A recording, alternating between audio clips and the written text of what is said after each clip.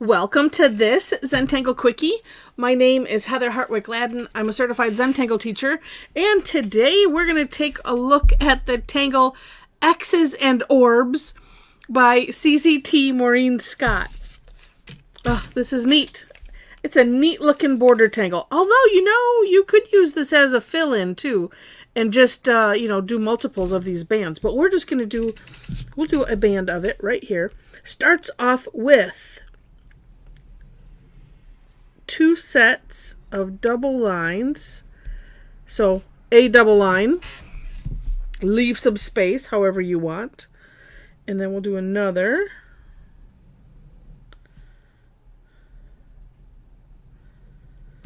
Okay, then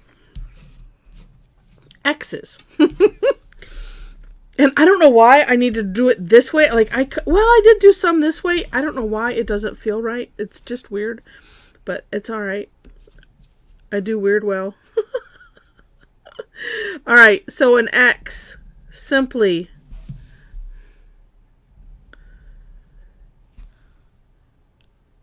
one down. I tried doing this with a zigzag at first, paying, no attention to the name X's and Orbs. And I'm like, I think, X would be better. All right. And then another one. And so you're just going to do this until, you finish with your space. But there is something, I don't know, I oddly found more consistency. Oh, look, I can get 3 nice ones. Nice. Versus, I should say, 3 nice X's, but I have, 2 2 2/2 boxes of the insides. Anyway, I just cracked myself up. Versus the, on my step out, I couldn't quite get the other side, get them even. But it doesn't matter, as we know. All right, next. If you have done the tangle bales, this will be ever so familiar. If you've not, this is kind of how it goes. So we're only going to focus on these inside diamonds. And also, let me just start here on a full one. So on each side, just a nice little curve line. I'm going to do these sides and then turn. Because that's how I like to do bales. So that way you're also using the natural curve of your hand, which is always nice. And that lends itself to more consistent curves. Lends itself, you heard me say, lends.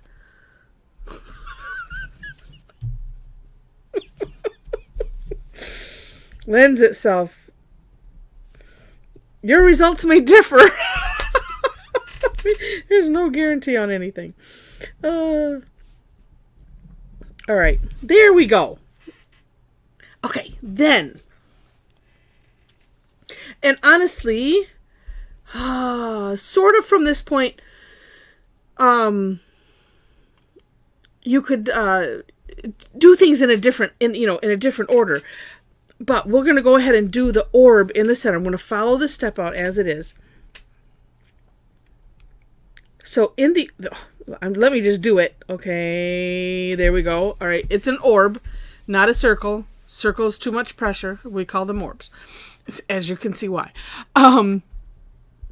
So with this, if you've done the tangle and Zeppel, you'll understand, maybe, if you've not heard me explain it, and I might have gotten this from Rick and Maria. I don't remember. But if you can, imagine yourself a bubble, or if you picture a bubble in here, and you're going to get the it's not going to fit into the corners, right? It's going to go just as tight as it can into that corner, and like this,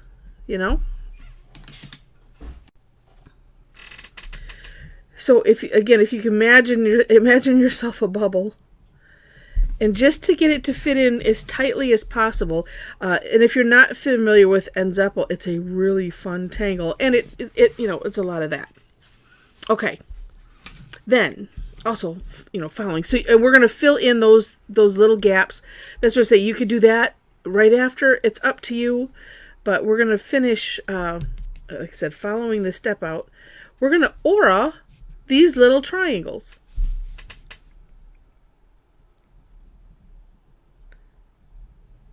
So I'm just going very carefully, and you kind of, if you're new to Zentangle, auraing is just this. It's basically outlining, and you pick a distance that you want to, it's like try to stick with, and if not, it's okay.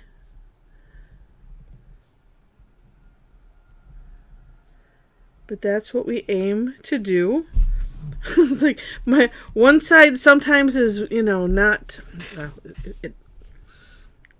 Sometimes they end up to be different, and like I said, in the end, it's okay because you can add shading and do other kinds of decorating. Ooh, that might have made it more even. Now I'm going to turn because I like to, when I aura, be able to, for the most part, see the line that I'm auraing. When I do this side, that's probably why this side ends up being weird. Now, if I maybe held it this way, oh, there we go. Look at that, sort of. It's not, and it's one of those. It's not that big of a deal. I mean, the pen tip, this bit, is not so big that you can't see around it. It's just a comfort thing. Sometimes your whole hand's in the way. Now that there causes a problem. So it's like if you can move your tile, your paper, whatever you're working on, so that way you can see the line you're auraing and your pen tip at the same time. Beautiful. Okay. There we go. All right. Then almost lastly, we're going to fill in these little gaps.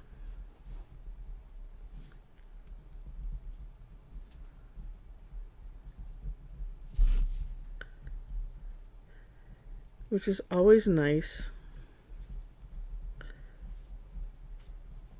And if for some reason you need to reshape something, as long as it is, like for instance, this, I can't make this curve look like that.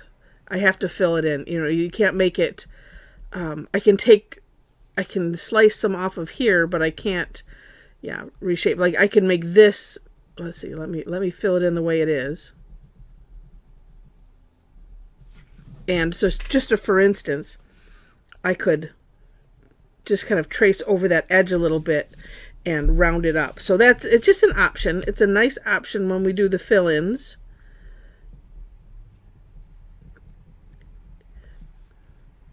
And I should say, it's a comfort to know. It's like when things aren't going the way you think they should in your mind, there's these tools that's like, okay, well, just wait till the end. Wait till you're all done, and then decide. Okay, do I need to use the fill in?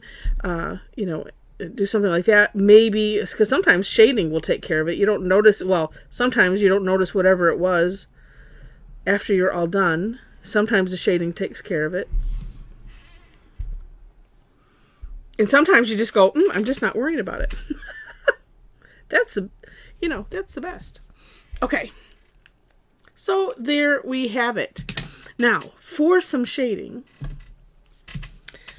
here's what I like. You wouldn't necessarily, unless you want to use like color or something else.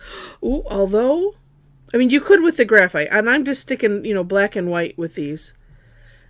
There's a way you could kind of make a, kind of more of a water drop or something out of this, just depending on where you put your shading. But I like doing this where you just put a little C in there. I just wanted to have some kind of graphite there. And then I just smush it around with the Tortillion. Like that.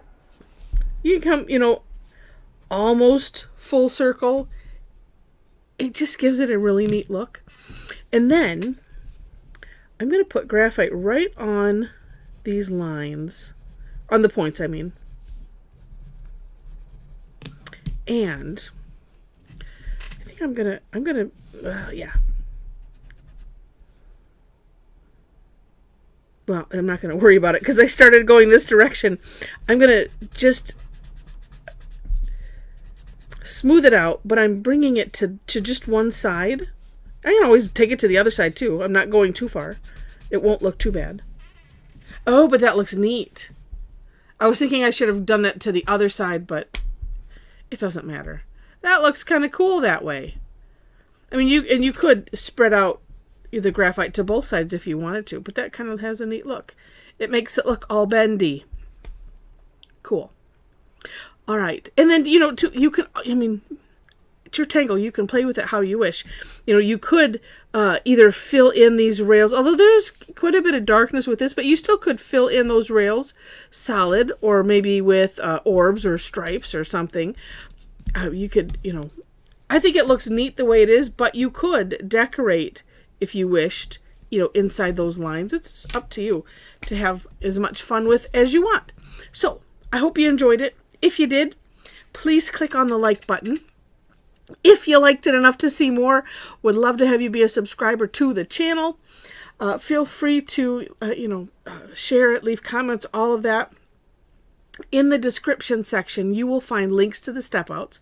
I always do my own version, and then link to the creator of the tangle. You'll see it says for more inspiration from the creator of the tangle. Below that, ways to connect with me if you wish. So you'll see my link tree, and there you'll have there's links to my website where you can follow my blog, Facebook page. You can follow me there for classes and other postings like my daily tangle. Also, if you are on Facebook and would like to hang out with a bunch of amazing tangle addicts, we have a lot of fun tangle. It's a really great group of people, super supportive, and it's just a heck of a lot of fun. So there's a link there. Know that there are 4 questions that you have to answer in order to gain entry. I do that for a number of reasons. I kind of explain that on the first. I mean, they're called questions, but it's just a do you understand type of thing. And I kind of explain it there. See what else is there. Other links. I have a couple of shopping affiliate links there. And yeah, just a bunch of other fun stuff. Social media, other things. Just to let you know, if you are interested in classes, I do teach twice weekly. Tuesdays and Thursdays, for the most part, unless something weird comes up in the schedule. And then I do my best to just shift it to a different day versus canceling outright. But you will find that information on my website, and ways to register for sessions and things like that. A lot of them are free, by the way. I do have some that are paid, so I can keep myself in pens and electricity and things like that. So, but come check us out for free. We have a lot of fun, and it's just amazing. All right, so with that, thank you so much for watching, and I wish you happy tangling.